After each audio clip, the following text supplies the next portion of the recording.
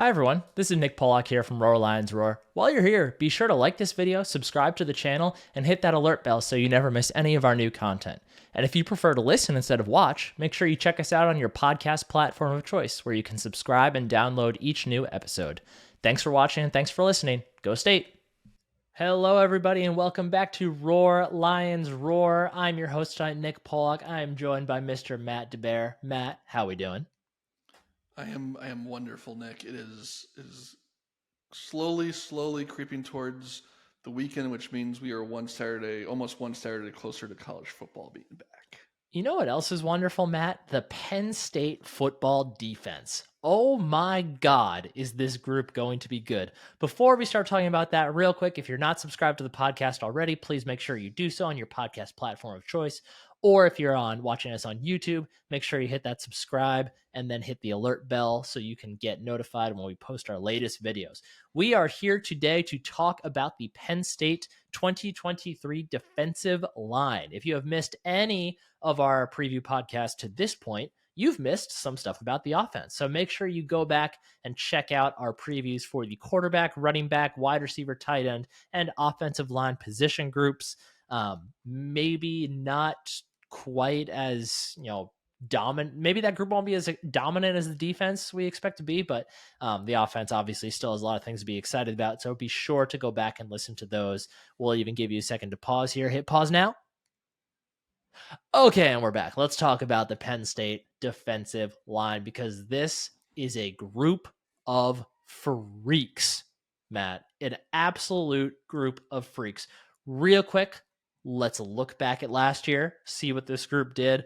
And by say this group, these stats I'm going to present are not just limited to the defensive line because my napkin math did not check out and I didn't feel like doing it quick enough, but because defensive line is typically the ones involved with at least making sacks and tackles for loss happen, even if they aren't the ones actually delivering those hits in the end, I think it's fair to attribute that to them. Last year's group, by my math, had 42 and a half sacks, 103 and a half tackles for loss last year along the defensive line, highlighted by Adisa Isaac, who had 4 sacks and 11 tackles for loss.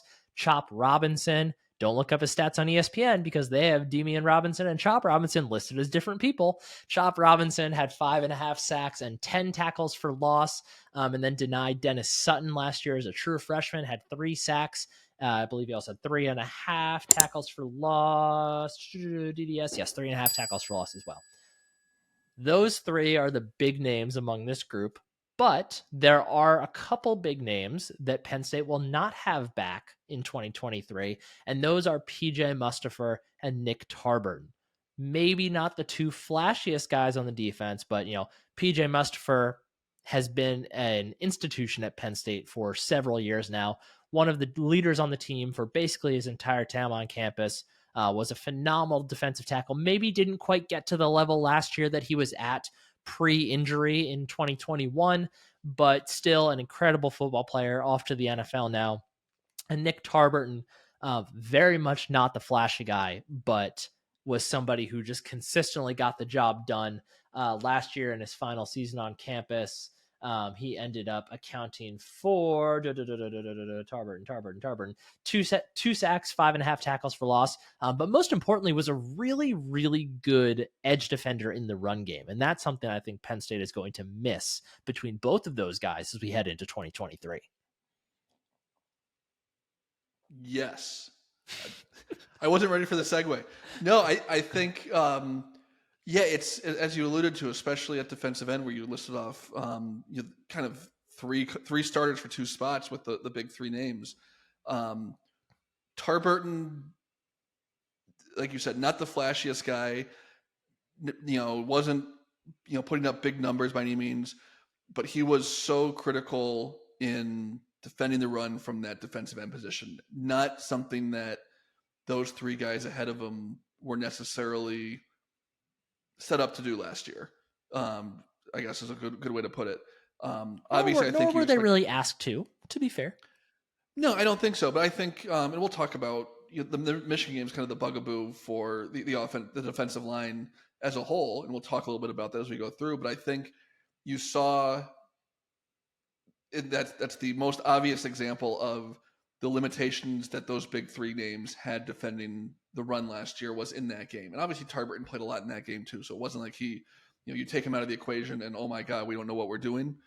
But I think, not to start off negative with a group that's obviously uber talented, that's the question mark for the defensive end position is, can those three guys or a couple guys behind them, namely Amin Vanover or Zariah Fisher, can either of those guys become kind of that Tarburton type of role where short yardage situations, goal line situations against a team like an Illinois, an Iowa, a Michigan that is very much a run first offense, can someone from that group, and be great to be one of those big three names, obviously, because that way you can leave those guys on the field in all situations and feel very comfortable. But is someone or a combination of guys from those five guys who are kind of the five we expect to get the majority of the snaps, if not all the snaps, can that group become effective? Not dominant, not elite, but they become at least effective at stopping the run game from that edge position. Like, ideally, the names that we mention here are guys that can do it all, right? Like, I that's the ideal situation. They can do everything. But like we talked about on the wide receiver preview a bit, me and Craig and I, excuse me. It's also really important to, give guys defined roles. Like, there are so many players on a football team, and especially in the current landscape of college football, where you can hop in the transfer portal and go whenever you want. Like, it's giving guys specific roles that they know, like they know they have a purpose on the team, is something that I think gets lost in the shuffle sometimes. And even though, yeah, it'd be awesome if Adisa Isaac, Chop Robinson, and Denai Dennis Sutton all could become, truly top-notch run defenders, and I hope they do. But it's also a really nice way, one, to make sure that other guys on the depth chart have a role and have a place in the defense, but it also gives you a really good opportunity to get rest for those top guys. We have seen Penn State be extremely dedicated to heavy rotation, both along really all over the defense, but especially along the defensive line, in efforts to be able to have their top guns available in the moments that they need them to be available the most.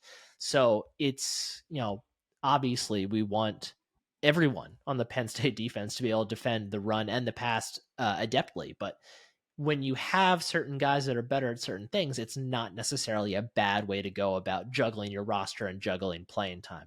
So let's take this chance, Matt, to transition fully into the 2023 season. Because of that aforementioned rotation, I think naming like who the presumed starters are along the defensive line is not really all that helpful here. I think it's more helpful to talk about it in terms of like who are the main pieces going to be in the rotation at defensive end and defensive tackle. And at defensive end, like we mentioned, we're looking at Chop Robinson, Adisa Isaac, Denai Dennis Sutton, and then, as you mentioned, Amin Vanover and Zariah Fisher also likely heavily working into that rotation as well.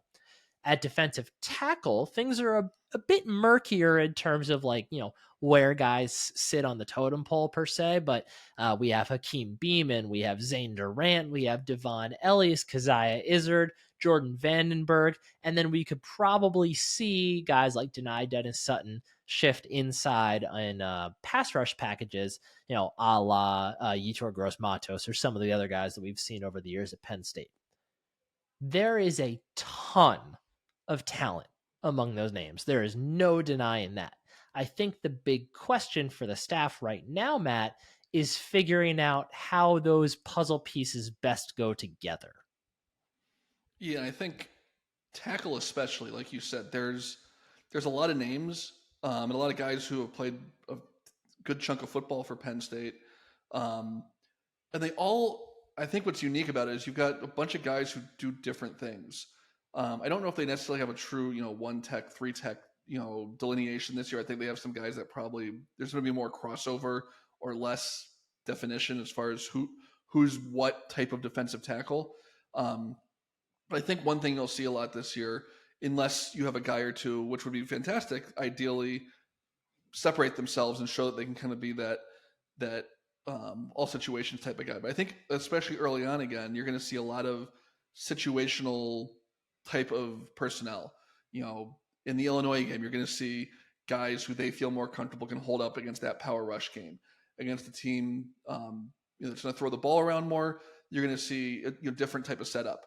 But I think what's really exciting about that group is if you've followed the team over the summer and into fall camp now, you've heard rumblings of there's almost a quiet confidence among the program and the staff about what they've got there. They're not really sure, like you said, Nick, who's going to be what and exactly what the rotation looks like.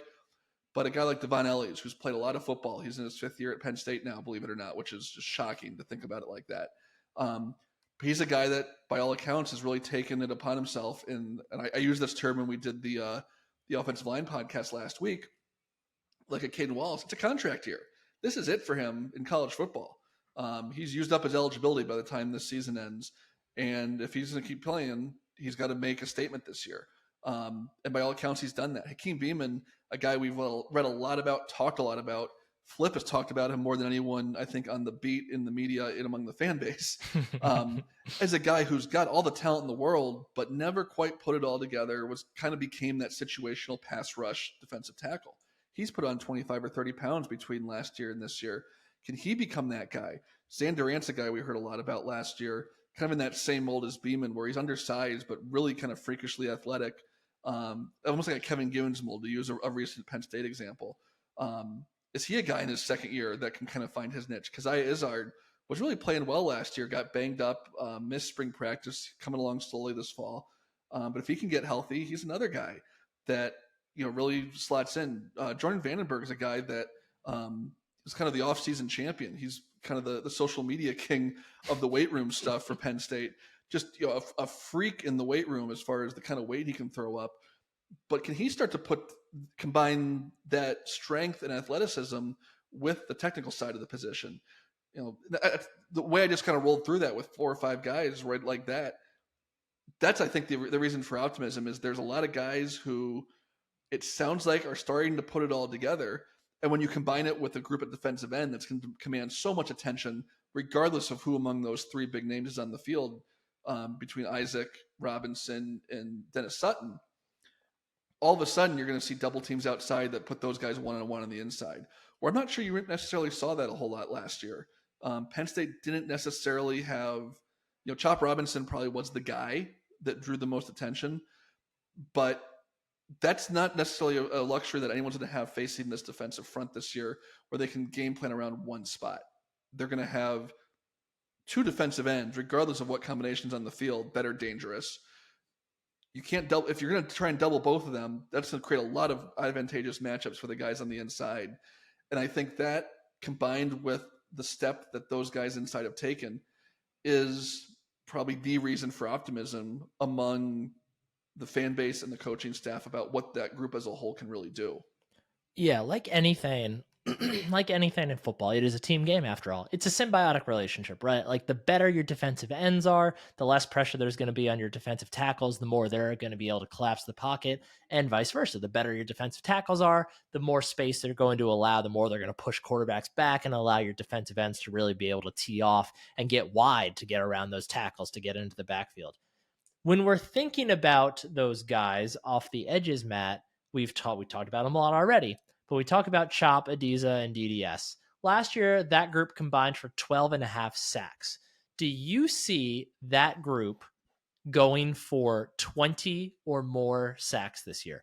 As you're answering that, there's a spider descending from my ceiling. I'm going to kill real quick while you answer. Well, it's a good thing I don't have the video feed up right now because I'm looking at stats. But on paper, that seems attainable. That's 6.5-ish sacks per guy.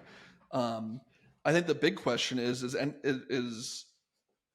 are they going to have the opportunities to? And you saw it a lot last year. As you rattled off those sack numbers off the top for the defense as a whole, you've got guys like Abdul Carter, you've got guys like Curtis Jacobs, whoever ends up kind of taking over those safety roles. Manny Diaz loves to bring pressure from all over. So I think that the question is, they're certainly talented enough to do it, but are the opportunities going to be there just by the nature of how Penn State calls their defense and the opportunities that other guys get, even if, Dennis Sutton makes the play off the edge, but it frees up Johnny Dixon out of the slot on a blitz to ultimately get to the quarterback and get the actual credit for the sack. I'll say yes, but with the caveat that I wouldn't be totally shocked if they end up at 17 or something like that. Even though the numbers aren't there, it's still a hugely productive year.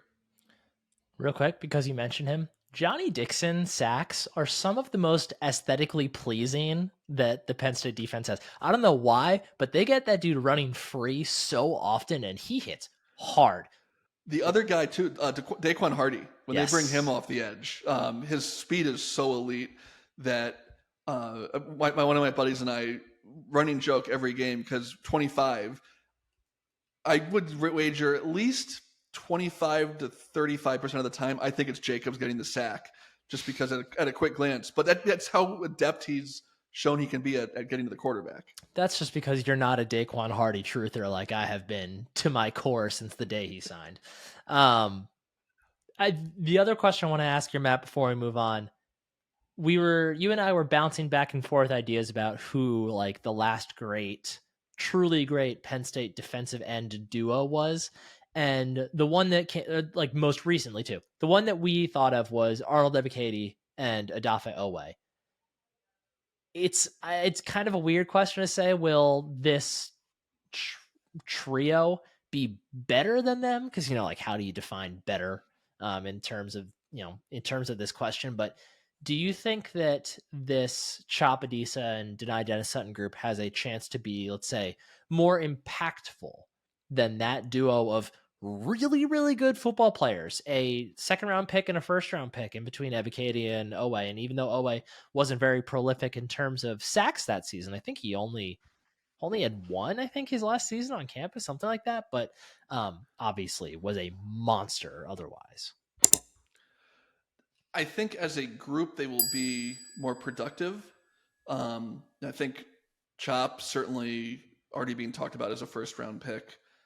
I don't know, and Nick, you know more about this than me from following the NFL the way you do. I don't know where Isaac is projected, but certainly Denai Dennis Sutton is a guy that appears to check all the boxes of what an NFL organization would look for at that edge spot. So I think they'll be more productive.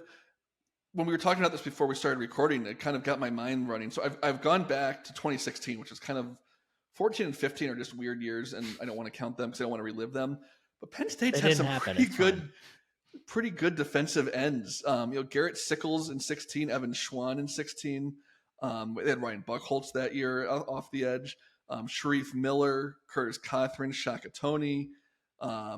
Sorry, as my browser continues to load slowly. Etor Gross-Matos, which somehow both of us neglected to remember as we were naming names before the podcast. Sharif Miller, I believe I mentioned previously.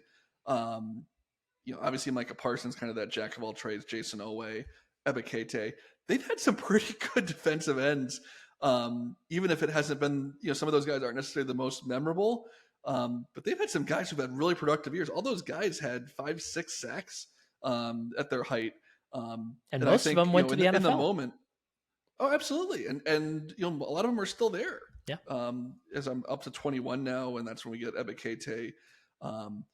We'd be neglectful to not mention Smith Filbert, who we learned last week is done for the year with an injury. Really tough break for him after missing all of last year.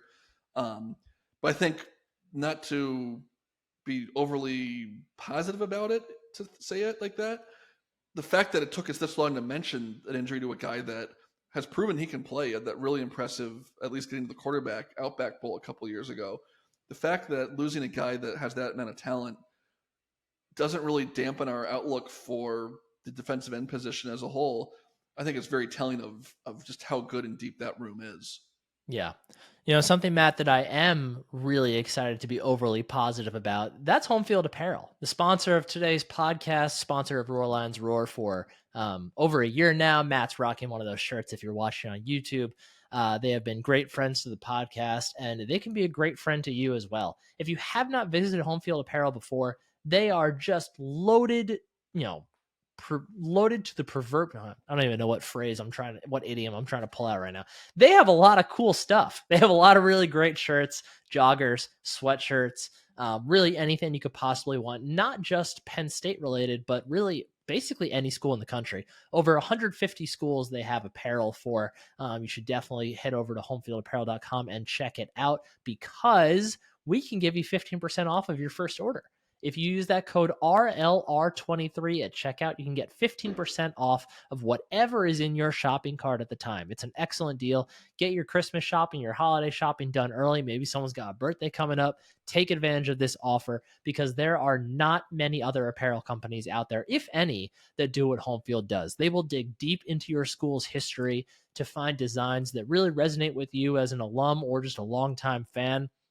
They don't just, they're not sitting there just firing off, the same shirt with the same 4 logos, just rotating on different colors for every school. Everything is very, very unique in their collection. Very much worth the time checking it out. Make sure you head over to homefieldapparel.com and do that. They've supported us. You should help out the cause and support them. Use that code RLR23 for 15% off of your very first order. Matt, you mentioned a lot of the guys that we want to talk about when we talk about maybe the not notable names along the defensive line. And as you mentioned, Smith Filbert, huge. I mean, well, like you said, not a huge blow to you lose him. Huge blow though for his career. Really, really tough injury luck the last couple of years with him. So that's a bummer. It's interesting that similar to a lot of positions Penn State has right now, again, this is arguably the most talented roster top to bottom James Franklin has had at Penn State. So this is going to continue to be the case. But despite the fact that Penn State already has basically 3 guys for 2 spots, when we talk about bona fide starters with Chop Robinson, Adisa Isaac, and Deni Dennis Sutton, they also have Amin Vanover and Zariah Fisher, who we have talked about. But what we haven't mentioned yet, really, and haven't made clear enough, those guys are starters at 75% of the other programs in college football. I don't mean, and it started as such a weird term anymore. Yeah. Just because especially on both lines, you see so much rotation anymore. But there are guys that would play a lot of snaps, a lot more snaps than they'll play at Penn State this year in all likelihood. Yeah. They'd get a lot more opportunity exposure at a lot of other programs. And I mentioned on it earlier, the fact that they are 4 or 5 on the depth chart in some order is so telling of just how good those 3 guys in front of them are. We kind of alluded to it earlier before we gave Home Field our endorsement, that it'll be interesting to see what kind of role those guys get carved out. We've seen it with every defensive line coach that's been here, with James Franklin, starting with Sean Spencer, then the John Scott, and now with Deion Barnes, which somehow we've gotten this far into the podcast about the defensive line. I have not mentioned that there is a new defensive line coach, a name that everyone knows very well. Speaking of productive defensive ends at Penn State, in Deion Barnes, guy who's been around the program a lot the last few years as a grad assistant, took over the role with John Scott, going to my hometown Detroit Lions. I'm fascinated to see what kind of rotation gets carved out for guys like that, because obviously they're good enough to play. They're going to play. You can't play those 3 guys in front of them 100% of the snaps. It's just not feasible. The guys are going to get burned out halfway through the year. You risk injury. Guys are going to get banged up. They're going to miss a series here or there. Maybe they miss a game here or there. It's just the way the game's played. I'm fascinated to see how those guys get used. And then I contrast it with defensive tackle, like we were saying earlier, where you don't have the 2 guys or the 3 guys. You have the 5 or 6 guys, and they're all kind of in that same pot. And whether it be situational or just whoever's going that week, we're dealing with 18 to 22-year-old kids and young men. They're not going to be on their A game every week. We don't see it with the elite pros in any sport. That contrast between the 2 spots on the line, how it shakes out with these stars on the edge and this clump, if you will, of talented guys in the middle who are going to separate themselves somehow, both on the whole throughout the season, but even week to week. That's kind of for a group that's really talented, and I think we expect big things from, not really knowing how this all comes together is kind of an intriguing thing to watch, especially over that first month of the year, where I think we expect Penn State. The Illinois game is kind of interesting, but that first month of the year, the schedule's very light before they host Iowa at the end of the whiteout. in late September. They've got this opportunity to kind of get their feet under them and kind of figure out what they've got, facing a few different types of offenses too along the way. That's kind of an interesting early storyline, and I think for an early season that shouldn't be all that interesting from a competitiveness standpoint in an ideal setup, ideal world, ideal performance. Yes. You talk now. Yeah, you're right. It's weird because yeah, like it's on the one hand, it's a really good chance to get a lot of different guys in and give them a chance to show what they can do. But at the same time, like West Virginia is a solid team, but like how much do you really take away from the guy like Zane Duran, Hakeem Beamon ripping through an offensive line that is smaller than they are as relatively undersized defensive tackles? Like there's only so much you can take away. But on that note, to me, that is actually the thing I'm most interested in this year. Penn State over the years has done really well with developing these kind of defensive tackle duos, having the guy like the more of the space eater type, like you think about if you want to go all the way back to Devin Still and Jordan Hill, you want to go back to Curtis Cawthorn and Parker Cawthorn, the Cawthorn twins. If you want to think about goodness, who played with Kevin Givens? Was it still PJ? Oh, now I gotta go back. I had this all set up when I was naming defensive ends from our storied past. Regardless, Penn State has done very well with creating these types of duos. And Robert Windsor was around back then, I think, right? Yeah, Windsor and Givens, yeah. They've excelled at developing undersized defensive tackles. Even so much to the point like Kevin Givens. Kevin Givens right now is one of the better defensive linemen on arguably the best defense in the NFL with the San Francisco 49ers. Like he has carved out a really significant role for himself among that defense. I know this because he terrorizes the Seahawks twice a year now, sometimes 3 like last year. So I think there's been the expectation that either Zane Durant or Hakeem Beamon or both of them could be kind of the next Kevin Givens type. And I think a lot of us were expecting Hakeem Beamon to kind of become that last year. I know Matt Flip absolutely was. It didn't quite happen. Do we think that Penn State is able to get one of those guys to fill that role this year? Yeah, I think so. They've got this pot of guys to choose from. They've got 3 guys that are kind of that type of player. Maybe 2. Maybe, but I'd probably be unfair to some of the other guys as describing them as undersized. But certainly Beamon and Durant. Durant, even from guys that are way smarter about this than you and I. When he came in, there was a lot of Kevin Givens comparisons. Yeah, and I think he flashed a little bit last year, and I think he was probably done a little bit of a disservice by all the hype and all the talk you heard about him once he got on campus, and the excitement that surrounded him. It's probably a little unfair for a true freshman defensive tackle that is undersized. I think I just go back to this group of guys they've got that are so different in what they bring to the table. You've got a guy like Keziah Izzard, for example, who's not flashy. It's kind of in that PJ Mustipher mold to make this overly simplistic. You've got a guy like Hakeem Beamon, who's that Kevin Givens type, or Zane Durant.